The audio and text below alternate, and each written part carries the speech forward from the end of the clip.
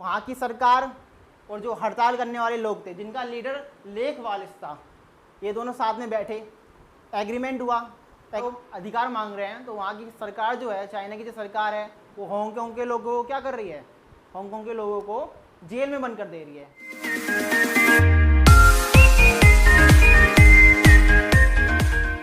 Hello students, welcome to elite study point. मैं शिवम आपका हमारे यूट्यूब चैनल में स्वागत करता हूं।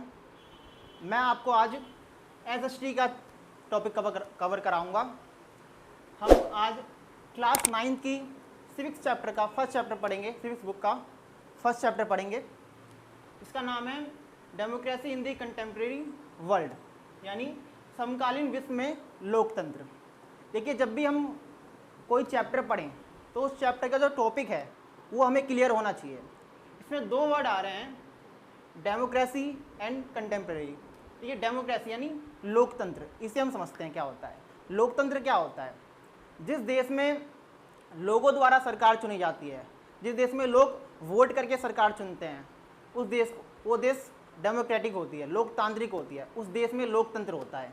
यानी जिस देश में लोग वोट करके सरकार चुनते हैं वो लोकतंत्र होता है। अगला है कंटेम्प्रेरी। कंटेम्प्रेरी होता है आधुनिक, मॉडर्न, यानी कि मॉडर्न वर्ल्ड में डेमोक्रेसी का क्या क्या हाल है वो हम इस चैप्टर में पढ़ेंगे कि किस किस देश में डेमोक्रेसी है और किस किस देश में डेमोक्रेसी नहीं है। इस चैप्टर के अंदर हम ये पढ़ेंगे। तो शुरू करते हैं। टॉपिक है स्टोरी ऑफ चिले, चिले की कहानी। देखिए, चिले हमारे दुनिया में 7 कॉन्टिनेंट हैं, 7 महाद्वीप हैं, जिसमें से एक महाद्वीप साउथ अमेरिका, दक्षिणी अमेरिका महाद्वीप है। वहाँ पे एक देश है चिले, तो उसकी हम कहानी पढ़ते हैं। देखिए, चिले एक डेमोक्रेटिक कंट्री थी, लोकतांत्रिक सरकार थी, यानी कि वहाँ पे लोगों द्वारा सरकार चुनी जाती थी। 1970 में सल्वाडोर आयेंदे को वहाँ पे राष्ट्रपति चुना गया। बहुत अच्छे नेता थे, उन्होंने बहुत अच्छे काम किए। जैसे कि देखिए, रिफॉर्म किया इन्होंने एजुकेशन सिस्टम में, शिक्षा के क्षेत्र में इन्होंने बहुत ही अच्छे काम किए। इन्होंने गरीब बच्चों को दूध प्रोवाइड कराया, मिल्क प्रोवाइड कराया। इन्होंने जिन किसानों के पास लैंड नहीं थी, जो लैंडलेस किसान थे, लैंडलेस फार्मर थे, उनको उन्होंने लैंड प्रोवाइड कराई। इन्होंने फॉरेन कंपनियों को अपने देश में आने से भी रोका। ऐसा इन्होंने इसलिए किया क्योंकि इनके देश में नेचुरल रिसोर्सेज बहुत ज़्यादा थे, बहुत ज़्यादा मात्रा में नेचुरल रिसोर्सेज थे कि इसलिए इन्होंने रोक लिया कि बाहरी कंपनियां आके इन रिसोर्सेज का यूज़ ना करने लग जाए, तो इसलिए इन्होंने इनको रोका। 3 साल इन्होंने बहुत अच्छे काम किया। 1970 में इनको राष्ट्रपति बनाया गया और 1973 तक इन्होंने बहुत अच्छा काम किया। लेकिन 1973 में ही वहाँ की जो मिलिट्री थी, सेना थी, उन्होंने यहाँ की चुनी हुई सरकार का तख्ता पलट कर दिया। तख्ता पलट कूप क्या होता है? तख्ता पलट या कूप, इसमें एक चुनी हुई सरकार को जबरदस्ती हटा दिया जाता है। चुनी सरकार को जबरदस्ती हटा दिया जाता है, इसीलिए इसे ही कहते हैं हम मिलिट्री कूप। देखिए, हुआ क्या इसमें? सबसे पहले 11 सितंबर 1973 को यहाँ की जो मिलिट्री थी, उन्होंने यहाँ के डिफेंस मिनिस्टर, रक्षा मंत्री को गिरफ्तार कर लिया। फिर उसके थोड़े टाइम बाद राष्ट्रपति, जो वहाँ के प्रेसिडेंट थे, वहाँ के प्रेसिडेंट का नाम क्या था? सल्वाडोर आयेंदे, उनसे रिजाइनेशन मांगा। लेकिन प्रेसिडेंट ने रिजाइनेशन देने से मना कर दिया, इस्तीफा देने से मना कर दिया। इसके थोड़े समय बाद मिलिट्री ने उनके घर को चारों तरफ से घेर लिया और वहाँ पे इनकी मृत्यु हो गई। देखिए, तख्ता पलट में कूप करने में, एक सरकार को जबरदस्ती हटाने में मिलिट्री की सहायता अमेरिका ने भी की, क्योंकि अमेरिका को यहाँ के राष्ट्रपति सल्वाडोर आयेंदे पसंद नहीं थे। इनके द्वारा जो काम किया जा रहा था, अमेरिका इनको पसंद नहीं कर रहा था। इसलिए अमेरिका ने इनको, मिलिट्री को पैसे दिए, जिसकी मदद से इन्होंने तख्ता पलट कर दिया, कूप कर दिया, चुनी सरकार को जबरदस्ती हटा दिया। देखिए, अब सरकार हट गई, वहाँ के जो राष्ट्रपति थे वो मर गए। इसके बाद हुआ क्या? इसके बाद हुआ, जो नए राष्ट्रपति बने चिले के, उनका नाम था जनरल अगस्तो पिनोसे। ये देखिए, सेना के जनरल थे, ये जो वहाँ की जो आर्मी थी, मिलिट्री थी, उसके जनरल थे, हेड थे। तो राष्ट्रपति की मृत्यु के बाद ये नए राष्ट्रपति बने। जैसे ये राष्ट्रपति बने, इन्होंने उन सभी लोगों को या तो मरवा दिया और गिरफ्तार करवा दिया इन्होंने लगभग 3000 से ज़्यादा लोगों को मार दिया। इसमें एयरफोर्स के या वायुसेना के जो चीफ थे जनरल अल्बर्टो बेसेले इनको इन्होंने मार दिया। ने आर्मी चीफ की पत्नी को और बच्ची को जेल में बंद करवाने के बाद 3000 लोगों को मार दिया था। उसके बाद उन्होंने लगभग 17 सालों तक चिले पे राज किया। अगला टॉपिक है रेस्टोरेशन ऑफ डेमोक्रेसी, लोकतंत्र की वापसी। देखिए पूरे प्रोसेस को समझिए। सबसे पहले 1970 में आयनदेव राष्ट्रपति बने। उन्होंने लगभग 3 सालों तक राष्ट्रपति के रूप में वहाँ चिले में काम किया। इसके बाद 1973 में 11 सितंबर 1973 में वहाँ के जो जनरल थे, वहाँ की जो सेना थी, सेना के जो जनरल थे अगस्तो पिनोसे, इनके द्वारा तख्ता पलट मिलिट्री कूप करा दिया गया। ज़बरदस्ती एक चुनी हुई सरकार को वहाँ से हटा दिया गया। इसके बाद उन्होंने लगभग 17 सालों तक चिले पे राज किया। इसके बाद 1988 में इन्होंने रेफरेंडम कराने की सोची, जनमत संग्रह कराने की सोची। अब रेफरेंडम क्या होता है, जनमत संग्रह क्या होता है? जनमत संग्रह में, रेफरेंडम में किसी एक मुद्दे के ऊपर देश की जनता से वोटिंग कराई जाती है।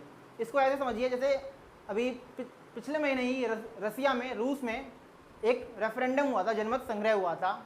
वहाँ पे मुद्दा ये था कि जो राष्ट्रपति पुतिन है, अभी के जो करंट के प्रेसिडेंट हैं राष्ट्रपति पुतिन, उनको एक्सटेंशन दिया जाए 2036 तक का। इस पर वोटिंग कराई गई थी कि कौन कौन इसके पक्ष में है। तो लगभग 70% से ज़्यादा लोगों ने राष्ट्रपति पुतिन के पक्ष में वोट किया। अब वो 2036 तक राष्ट्रपति बन सकते हैं। अगर वो चुनाव जीतते रहें तो अब 2036 तक वो राष्ट्रपति बन सकते हैं। तो रेफरेंडम ये होता है, किसी एक मुद्दे के ऊपर, किसी एक प्रपोजल के ऊपर, प्रस्ताव के ऊपर लोगों से वोटिंग कराई जाती है। डेफिनेशन हम देख लेते हैं इसकी। Referendum a direct vote in which an entire electorate is asked to either accept or reject a particular proposal. जनमत संग्रह सभी मतदाताओं के सामने एक प्रत्यक्ष रखकर उस पर हाँ या ना में जवाब लेने वाला प्रत्यक्ष चुनाव है। यानी कि किसी एक मुद्दे पर जनता से हाँ या ना में वोटिंग कराई जाती है कि आप इस प्रस्ताव के पक्ष में हैं या नहीं हैं। तो रेफरेंडम ये होता है। तो यही जनरल अगस्तो ने रेफरेंडम कराने की सोची, जनमत संग्रह कराने की सोची। इन्हें लगा कि वहाँ की जो जनता है इन्हें पसंद करेगी, इनको वोट देगी, लेकिन हुआ ठीक इसका उल्टा। ज़बरदस्त तरीके से जनरल अगस्तो पिनोसे को हार का सामना करना पड़ा। वहाँ की जनता ने इनके खिलाफ वोट किया, जिसकी वजह से इन्हें राष्ट्रपति का पद, प्रेसिडेंट का पद इन्हें छोड़ना पड़ा। इसके बाद चिले में दोबारा लोकतंत्र की धीरे धीरे वापसी हुई। चिले पहले से एक लोकतंत्र था। 1970 में वहाँ के राष्ट्रपति सल्वाडोर आयेंदे चुने गए। फिर उसके बाद वहाँ पे तख्ता पलट करा दिया गया सेना के द्वारा। फिर नए राष्ट्रपति बने जनरल अगस्तो पिनोसे। इन्होंने लगभग 17 सालों तक राज किया। फिर इन्होंने 1988 में रेफरेंडम, जनमत संग्रह कराया, जिसमें इनकी हार हुई। इसके बाद चिले में दोबारा धीरे धीरे डेमोक्रेसी आने लगी। फिर साल 2006 का समय आया। 2006 में राष्ट्रपति के चुनाव हुए, प्रेसिडेंट इलेक्शन हुए, जिसमें मिशेल बेसेले ये राष्ट्रपति चुनी गई। ये 2006 के इलेक्शन में जीती। मिशेल बेसेले वही महिला हैं जिन्हें जनरल। फिर 2006 में मिशेल बेसेले को राष्ट्रपति चुना गया, प्रेसिडेंट चुना गया। देखिए, ये आर्मी जो एयरफोर्स की जो चीफ थे, एयरफोर्स के जो जनरल थे, जिन्हें पिनोसे ने मरवा दिया था, उनकी ये लड़की थी, डॉटर थी। वो 2006 में ये राष्ट्रपति बनी। तो ये पोलैंड की देखिए ऐसी अगली स्टोरी है, पोलैंड की कहानी, स्टोरी ऑफ पोलैंड। देखिए पहले वाले टॉपिक में हमने चिले के बारे में पढ़ा कि कैसे वहाँ पे पहले लोकतंत्र था। फिर वहाँ की सरकार ने 3 साल तक काम किया। फिर 1973 में वहाँ पे मिलिट्री कूप, सैनिकों द्वारा तख्ता पलट जबरदस्ती वहाँ की चुनी हुई सरकार को हटा दिया। फिर वहाँ पे लगभग 17 सालों तक वहाँ की सेना ने राज किया। फिर 1988 में वहाँ पे रेफरेंडम कराया गया, जनमत संग्रह कराया गया, जिसमें वहाँ के जो जनरल थे, जनरल अगस्तो पिनोसे, वो हार गए। उसके बाद धीरे धीरे चिले में लोकतंत्र की वापसी हुई और फिर 2006 में मिशेल बेसेले चुनाव जीती। ये आर्मी एयरफोर्स चीफ की पत्नी, लड़की, एयरफोर्स चीफ की लड़की थी, जिन्हें पिनोसे ने मरवा दिया था। अगला टॉपिक है, देखिए, स्टोरी ऑफ पोलैंड, पोलैंड की कहानी। देखिए, पोलैंड एक साम्यवादी शासन था। पोलैंड में एक साम्यवादी यानी कि कम्युनिस्ट रूल था। कम्युनिस्ट शासन क्या होता है, साम्यवादी शासन क्या होता है? ये एक ऐसा देश जिसमें केवल एक पार्टी है, वहाँ पे चुनाव नहीं होते हैं, वहाँ पे केवल एक पार्टी द्वारा ही सरकार चलाई जाती है। जैसे चाइना, चाइना एक कम्युनिस्ट कंट्री है, यानी कि एक साम्यवादी देश है। वहाँ पे केवल एक ही पार्टी है जो देश को चलाती है। इसी तरीके से पोलैंड में भी एक ही पार्टी थी, पोलिश यूनाइटेड वर्कर्स पार्टी। ये पार्टी पोलैंड को चलाती थी, पोलैंड पे राज करती थी। 14 अगस्त 1980 में गंडस्क एक शहर है, गंडस्क एक शहर का नाम है पोलैंड की। वहाँ पे एक शिपयार्ड था, लेनिन शिपयार्ड। 14 अगस्त 1918 में वहाँ पे स्ट्राइक हो गई। स्ट्राइक यानी कि हड़ताल हो गई। वहाँ के जो कर्मचारी थे, वहाँ के जो वर्कर्स थे, उन्होंने हड़ताल कर दी। हड़ताल क्यों की? वहाँ पे बिना बात के एक महिला वर्कर को शिपयार्ड से निकाल दिया था। इसके खिलाफ वहाँ पे एक स्ट्राइक हुई, हड़ताल हुई। फिर हड़ताल धीरे धीरे चलती रही। फिर हड़ताल में एक व्यक्ति शामिल हुआ जिसका नाम था लेक वालेस। हड़ताल में एक व्यक्ति था, हड़ताल में फिर एक बाद में एक व्यक्ति शामिल हुआ जिसका नाम था लेक वालेस इस फैक्ट्री में पहले काम कर चुका था। इस फैक्ट्री में वो पहले इलेक्ट्रीशियन था, इलेक्ट्रीशियन का रूप में वो काम करता था। जब इसने स्ट्राइक, हड़ताल में शामिल हुआ जब ये, तो हड़ताल एक बड़ा आंदोलन बन गया। पूरे गंडस्क शहर में ये हड़ताल फैल गई, जिसकी वजह से वहाँ की जो सरकार थी, पोलिश यूनाइटेड वर्कर्स पार्टी जो थी, उसको मजबूरन लेक वालेस के साथ बैठकर एक एग्रीमेंट करना पड़ा। एग्रीमेंट में क्या था? देखिए, लेक वालेस जो हड़ताल लोग कर रहे थे, वो चाहते थे एक इंडिपेंडेंट ट्रेड यूनियन चाहते थे, एक स्वतंत्र व्यापार संघ चाहते थे। After the Gdansk agreement was sign a new trade union called Solidarity. देखिए, वहाँ की सरकार और जो हड़ताल करने वाले लोग थे, जिनका लीडर लेक वालेस था, ये दोनों साथ में बैठे, एग्रीमेंट हुआ। एग्रीमेंट क्या हुआ? सहमति हुई कि इसमें एक नया ट्रेड यूनियन बनाया जाएगा, जिसका नाम क्या था? सॉलिडरिटी।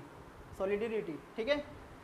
फिर ये चला, इनकी मांग मान ली गई। फिर दोबारा 1981 का टाइम आया। 1981 में पूरे पोलैंड में मिलिट्री रूल लगा दिया गया, मिलिट्री लॉ लगा दिया गया, यानी कि पूरी देश पे दोबारा सेना का शासन हो गया। तो दोबारा एक बार स्ट्राइक होनी शुरू हो गई, दोबारा आंदोलन, मूवमेंट होना स्टार्ट हो गया। फिर दोबारा सेना को हड़ताल के जो लीडर थे लेक वालेस, उनके साथ दोबारा बैठना पड़ा, दोबारा एग्रीमेंट करना पड़ा। एग्रीमेंट में क्या हुआ? एग्रीमेंट में ये मांग की गई कि एक नया, काट देना, ठीक है। एग्रीमेंट में क्या हुआ? एग्रीमेंट में ये मांग की गई कि पोलैंड में एक स्वतंत्र चुनाव कराए जाएं, पोलैंड में एक स्वतंत्र चुनाव कराए जाएं, फ्री इलेक्शन कराए जाएं, जिसपे वहाँ की सरकार मान गई, सहमत हो गई। फिर पोलैंड में चुनाव हुए, इलेक्शन हुए। पोलैंड में टोटल 100 सीटें थी। 100 सीटों में से जो लेक वालेस जो हड़ताल कर रहे थे, आंदोलन कर रहे थे, उसकी जो पार्टी थी वो 99 सीटें जीती और केवल एक सीट पर वहाँ की जो यूनाइटेड वर्कर्स पार्टी थी वो जीती। देखिए कितना बड़ा बदलाव हुआ। हड़ताल से वहाँ पे आंदोलन जब हुए तो वहाँ की जो सरकार थी उसको इनसे बैठकर, इनके साथ बैठकर, लेक वालिस के साथ बैठकर बात करनी पड़ी। हड़ताल में इतनी शक्ति थी, आंदोलन में इतनी शक्ति थी। हड़ताल में हुआ क्या, 100 सीटों में से 99 सीटें लेक वालिस ने जीती, इसकी पार्टी ने जीती। देखिए पोलैंड की हिस्ट्री में ये एक पहला ऐसा समय था जब किसी इलेक्शन में एक पार्टी से ज़्यादा पार्टी इलेक्शन लड़ रही थी। क्योंकि कम्युनिस्ट शासन में क्या होता है, कम्युनिस्ट देशों में क्या होता है, वहाँ पे एक ही पार्टी होती है, वही राज करती है, इलेक्शन नहीं होते हैं। लेकिन जब एग्रीमेंट हुआ वहाँ की सरकार और लेक वालिस के बीच में, तो एक फ्री इलेक्शन करवाने पे वहाँ की सरकार मजबूर हो गई, जिसमें 99 सीटें लेक वालिस ने जीती। ये एक पहला समय था जब एक पार्टी से ज़्यादा पार्टी इलेक्शन लड़ रही हो। फिर इलेक्शन लड़ने के बाद आपको पता ही है 99 सीटें उन्होंने जीत ली और लेक वालिस पोलैंड के नए राष्ट्रपति बन गए। अगला टॉपिक है 2 फीचर्स ऑफ डेमोक्रेसी, लोकतंत्र की 2 विशेषताएं। देखिए लोकतंत्र डेमोक्रेसी तो आप समझ गए, लेकिन इसकी जो विशेषताएं हैं, फीचर्स हैं, वो क्या होते हैं। देखिए democracy is a form of government that allows people to choose their rulers. देखो डेमोक्रेसी में ये व्यवस्था होती है कि लोग अपना शासक चुन सकें, कि देश कौन चलाएगा वो डिसाइड कौन करेगा, लोग करेंगे, वहाँ की जनता करेगी, सिटीजन्स करेंगे वहाँ के, ठीक है। In a democracy only leaders elected by people should rule the country. लोकतंत्र में केवल लोगों ने जिसे चुना है, लोकतंत्र में केवल लोगों ने जिसे चुना है केवल वही शासन करे, कोई अन्य व्यक्ति शासन ना करे। लोकतंत्र की एक विशेषता ये है, people have the freedom of to express views, freedom of organise and freedom to protest. देखो लोकतंत्र में क्या होता है, सबसे बड़ी विशेषता है ये कि लोगों को बोलने की आज़ादी होनी चाहिए, फ्रीडम ऑफ स्पीच, कि लोग के अंदर क्या है, लोग वो बोल सकें। कोई भी ग्रुप बनाने की विशेषता होनी, कोई भी ग्रुप बना सकते हैं, ये काट देना, ठीक है, दोबारा से मैं कर देता हूँ। अगला है people have the freedom to express views, freedom to organise and freedom to protest. देखो लोकतंत्र के अंदर लोगों को बोलने की आज़ादी होनी चाहिए, लोग बोल सकें। जैसे कि चाइना में क्या होता है, चाइना में लोग सरकार के खिलाफ नहीं बोल सकते हैं। अगर सरकार के खिलाफ बोलेंगे चाइना में, तो चाइना की सरकार उनको जेल में बंद कर देती है। जैसे कि आप अभी देख सकते, अगर आप न्यूज़ देखते हो तो हांगकांग में लोग सरकार के खिलाफ बोल रहे हैं, अपने अधिकार मांग रहे हैं, तो वहाँ की सरकार जो है, चाइना की जो सरकार है, वो हांगकांग के लोगों को क्या कर रही है, हांगकांग के लोगों को जेल में बंद कर दे रही है।